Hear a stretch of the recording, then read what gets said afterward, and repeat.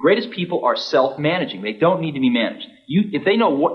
Once they know what to do, they'll go figure out how to do it, and they don't need to be managed at all. What they need is a common vision, and that's what leadership is. What leadership is having a vision, being able to articulate that so the people around you can understand it, and getting a consensus on a common vision. We wanted people that were insanely great at what they did, but we're not necessarily those seasoned professionals, but who had at the tips of their fingers and in their passion the latest understanding of where technology was and what we could do with that technology, and who wanted to bring that to lots of people. So the neatest thing that happens is when you get a core group of 10 great people, it becomes self-policing as to who they let into that group. So I consider the most important job of someone like myself is recruiting. We agonized over hiring. We had interviews. You could go back and look at some of the interviews agendas. They would start at 9 or 10 in the morning and go through dinner.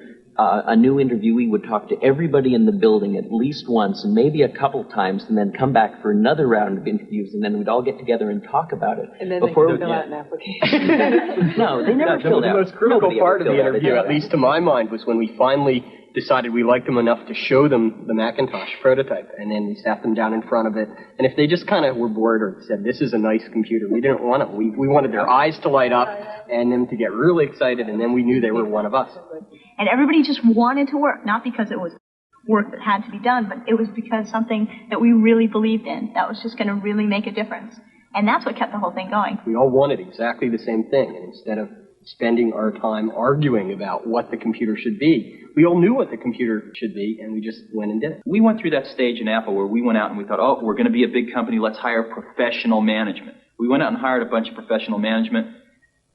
It didn't work at all. Most of them were bozos. They knew how to manage, but they didn't know how to do anything. And so if you're a great person, why do you want to work for somebody you can't learn anything from? And you know what's interesting? You know who the best managers are? They're the great individual contributors who never, ever want to be a manager, but decide they have to be a manager because no one else is going to be able to do as good a job as them. After hiring 2 professional managers from outside the company and firing them both, Jobs gambled on Debbie Coleman, a member of the Macintosh team.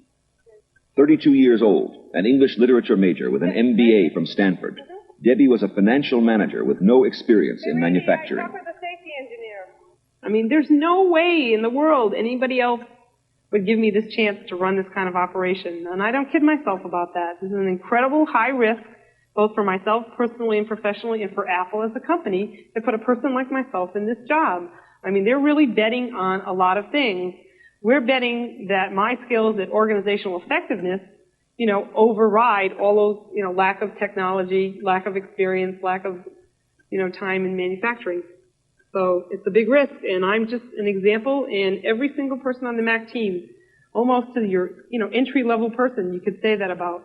This is a place where people were afforded just incredibly unique opportunities to prove that they could write the book again. Inscribed inside the casing of every Macintosh, unseen by the consumer, are the signatures of the whole team. This is Apple's way of affirming that their latest innovation is a product of the individuals who created it, not the corporation.